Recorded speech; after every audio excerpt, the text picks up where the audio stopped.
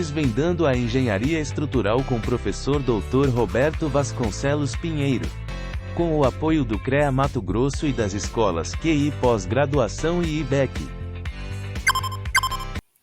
Olá pessoal, tudo bem? Mais uma vez aqui com vocês para falar um pouquinho de engenharia estrutural. E nesse episódio, de forma excepcional, pessoal, eu gostaria de fazer alguns comentários sobre o acidente que houve em Belém, né, no Pará, sobre aquelas marquises que ruíram, né, de um edifício residencial. Infelizmente, são casos que estão acontecendo com mais frequência nos últimos anos, né? Mas vamos lá, vamos conversar alguma coisa sobre esse tema, né, que tem tudo a ver com o que a gente está falando. Nós falamos sobre lajes, né, marquise não deixa de ser uma laje. Lá, né, a gente percebe, vou comentar também sobre um pouquinho do esquema estático daquele prédio, que dá para ver pelas fotos e vídeos que a gente conseguiu na internet, né? A sacada da cobertura de um prédio em Belém desabou e provocou a queda de outras 12 sacadas. Apesar do susto, não houve feridos. O edifício fica em uma área nobre de Belém. Segundo moradores, ocorria uma obra na cobertura quando a sacada do apartamento desabou, provocando um efeito dominó nos andares inferiores. Todas as sacadas do lado direito do prédio foram atingidas.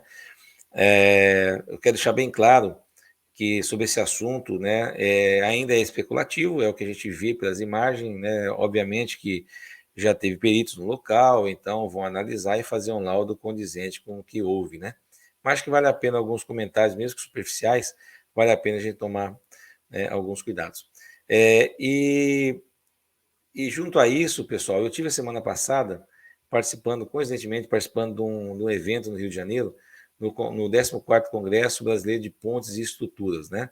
E discutiu-se principalmente os métodos construtivos e ações, né, importantes que atuam nas edificações. Lá o foco foi a maioria das palestras voltadas para pontes, mas uma delas especificamente, né, é bastante coincidência, especificamente foi falado sobre, né, sobre marquises, específico um pouco mais sobre vento e marquises, mas acho que vale a pena a gente fazer alguns comentários, alguns paralelos, né, do que aconteceu nesse edifício em Belém do Pará.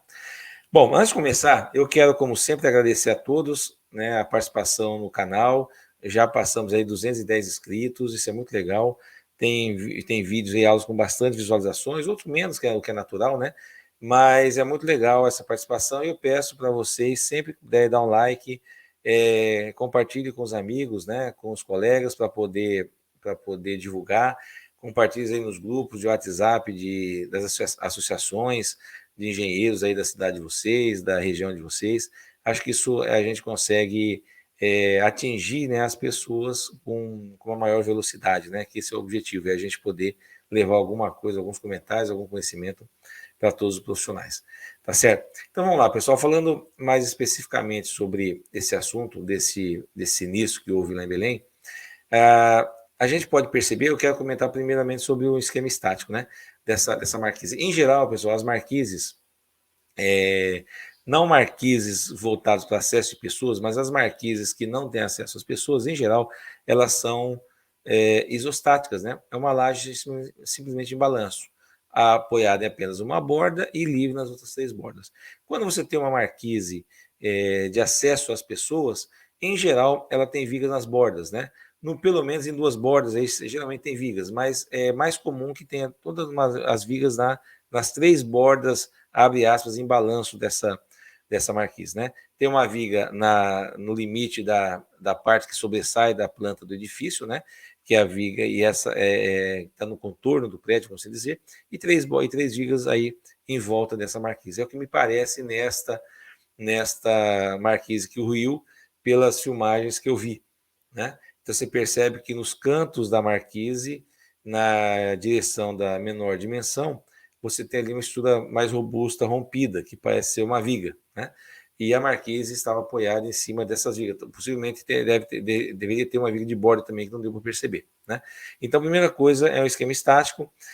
Mas antes disso, pessoal, o que a gente tem que tomar cuidado é o seguinte, olha, sempre que tem um sinistro, seja ele parcial ou total, como é esse caso aí, né, total, toda a marquise caiu, a gente tem que se atentar, aí, antes de fazer qualquer julgamento, além de todo fazer a vistoria em loco, né, obviamente levantar, mapear tudo que aconteceu, e depois ir lá nos conceitos, né, com todas as informações de campo, ir lá nos conceitos e avaliar, com base nos fundamentos teóricos, o que pode ter acontecido, né?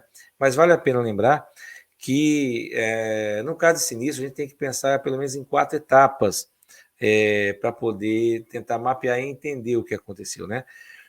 Numa das palestras lá do Congresso, o professor Fernando Stuck, que é um professor aposentado da USP de São Paulo, né, ele falou, a gente tem que ser curioso sempre, né? Isso é verdade, você tem que estar sempre olhando e questionando alguma coisa. Então, nós temos aí praticamente 4 etapas que isso também foi citado pelo professor João Vendramini, né, que inclusive foi o presidente da comissão da revisão da norma 6120, que é referente a ações e edificações, né? Conversei bastante com ele e até uns outros pontos nós discutimos, mas a gente precisa, o que a gente precisa avaliar? A gente precisa tomar cuidado. Primeiro, será que a falha foi na fase de projeto? Essa é a primeira coisa. Então, como que se faz isso? Faz todo o levantamento do projeto, verifica se as ações foram feitas de forma correta, o detalhamento da armadura de forma correta, né? Se o concreto for utilizado no projeto de forma correta. Então, essa primeira fase, detalhes construtivos, né? Essa primeira fase deve ser avaliada e pensada. Segunda fase que deve ser discutida é a execução dessa etapa. For usado, o concreto que for utilizado, o FCK, está comprovadamente no mínimo de projeto? Por exemplo, lá vamos imaginar que tenha sido especificado no projeto FCK 25. Será que o concreto usado lá foi FCK 25? Então, a gente tem como obter isso ou através de ensaios, né? Pela nota, o primeiro passo, né? Da compra do concreto, e depois pelos ensaios que devem ter sido tirados, né? De prova e contra-prova, dá para a gente saber se, e deve estar registrado, né? Nos anais aí da empresa que fez a execução da obra, deve ter essas informações. Segundo, será que foi utilizado a ferragem correta? A ferragem de projeto? Será que essa ferragem foi posicionada conforme o projeto, conforme manda a norma, a NBR 6118, que é de projetos de concreto armado? Então, todos esses fatores também precisam ser verificados durante a execução. Então, já falei da primeira etapa, que seria projeto, a segunda etapa, a execução, né?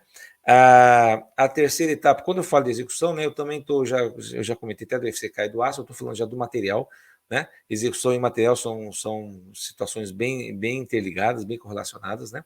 A terceira etapa é o uso desse edifício.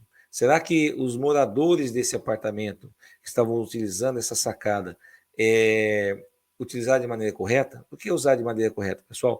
É não fazer dessa área, dessa sacada, um ambiente diferente daquele na qual foi projetado. Ou seja, foi projetado uma sacada, vocês podem, eu vou até mostrar aí no vídeo que vocês vão ver junto com esse episódio, uma tabelinha, um recorte da tabela 6120, que diz lá, ó, sobre sacadas e balcões de edifícios. E eu tenho lá várias, seja residencial, comercial, então eu tenho lá para residencial igual a, no mínimo, 2,5 kN/m², ou seja, 250 quilos por metro quadrado é a carga considerada em projeto para essa situação, né? Agora, eu particularmente já vi, e não foi uma situação ou outra, em várias situações, principalmente em grandes centros, você passa e vê numa sacada, um belo dia, o morador querendo fazer um agrado possivelmente para os seus filhos, porque cidade grande é muito complicado, né? Clubes, por exemplo, ir a clubes, etc. E aí monta uma piscina, aquelas piscinas infláveis, em cima de uma sacada. E nessa piscina, em geral, tem aí 40 centímetros de água, né, de lâmina d'água, 30, 40, só isso aí já ultrapassou em quase 50% a carga de projeto, né? Então, você coloca uma lâmina d'água de 30 a 40, você tem aí de 300 a 400 quilos por metro quadrado, né? Enquanto o projeto preconiza 250. Então, só isso aí já é uma falha do uso. Por mais que tenha memorial descritivo explicando tudo isso, que deve ou não deve ser feito no edifício, o morador geralmente não se atenta e nunca lê esse documento, ou raramente lê esse documento. Então, essa fase também é uma fase bastante crítica. E tem um levantamento feito pelo professor Paulo Helene, até um pouco antigo, já com 2 décadas, mas ainda serve como orientação, que diz aí que a falha de projeto, de uso, é em torno aí de 10%, então não é um valor irrelevante, né? Tem bastante relevância. E, por último, uma última etapa, que naturalmente são as manutenções que deverão ser dadas nessas edificações, né? Agora é lei, né, peso de norma, que é obrigatório fazer as manutenções periódicas em edificações. Então, pessoal, tudo isso, quando se faz, o pessoal que vai analisar, que vai ser indicado, os períodos que vão ser indicados a trabalhar nessa situação, tem que avaliar pelo menos essas 4 etapas, né? É o que a gente diz que tudo isso aí completa com um laudo final, é o que a gente chama de engenharia diagnóstica, né? Ou seja, a gente faz os mapeamentos, desde a fase de vistoria, inspeção, diagnóstico, que é a parte de perícia, ou seja, você fazer a relação causa-efeito, né? O efeito você já viu, né? Ou seja, o efeito, a marquise caiu, né? Mas qual a causa disso, né? A causa disso tem que ser analisada nessas 4 etapas que eu comentei. Tá certo? A gente percebe nesse vídeo, um pouco mais particular agora, você percebe nesse vídeo que caiu todas as sacadas. Então, fica até bastante evidente que o problema deve ter ocorrido na última sacada, né? E aí, quando a última sacada cai, aí naturalmente, né, além do peso que vai cair na sacada de baixo, né, a carga estática tem a carga da velocidade desse material caindo nessa sacada, né, o que piora um pouco a situação, e naturalmente, se a segunda sacada rompeu, aí vira o efeito dominó, né? Aí vai acumulando os pesos, andar a andar, e aí, naturalmente, todas as sacadas ruins, né? Chega a ruína total, como foi aí, né? Mas, enfim, pessoal, é isso que eu queria comentar com vocês. A gente tem que tomar muito cuidado ao fazer avaliações, mas tem que levantar essas 4 hipóteses, né? Ou seja, avaliar projeto, o processo executivo e os materiais utilizados, bem como se existia algum problema no uso, né, inadequado desses elementos, dessa sacada, e, por último, se existia manutenção, algum foco, né, que leva a crer que já existia uma deterioração avançada dos materiais que compõem aí essa marquise. O aço, o concreto, se existia alguma corrosão, algum tipo de situação no concreto, que né, algum processo deletério já do concreto armado, né, ou do concreto ou do aço que compõe o concreto armado, tá bom? Então, pessoal, fica aí essa dica para vocês, né? Vamos tomar cuidado, a gente tem que tomar muito cuidado nesses detalhes de projeto. Muitas vezes alguns softwares não soltam alguns detalhes que são primordiais, sacadas, principalmente armaduras negativas, né? Está sempre especificado nas notas de rodapé das planchas que o software solta, que são os cobrimentos, mas muitas vezes não está especificado isso no desenho. Então fica uma dica para vocês, sempre coloca, nos meus projetos eu sempre coloco lá um detalhe típico mostrando o cobrimento, onde que atua o cobrimento, né? E o cuidado especial que você tem com isso, porque cobrimento ruim, pessoal, dá uma chance de propagar rapidamente a entrada de umidade dentro da peça. E aí você provoca o efeito de corrosão, por exemplo, além de outros efeitos no próprio concreto, né? Com a entrada de umidade, principalmente no grande centro, com a entrada de gás carbônico, que pode provocar a carbonatação do concreto, etc. Tá? Mas, enfim, então fica a dica para vocês, principalmente a avaliação dessas 4 fases e com a carga. Quer dizer, a carga mínima pode ser utilizada nas lajes e evitar que nessa laje, nesse elemento, esteja uma carga acima desse valor, né? Então é isso, pessoal. Entre no canal, dê um ok lá para a gente, aí ajuda a divulgar. Boa semana a todos e que, se puderem, tá bom, escutem esse áudio, né? Um grande abraço a todos e até o próximo.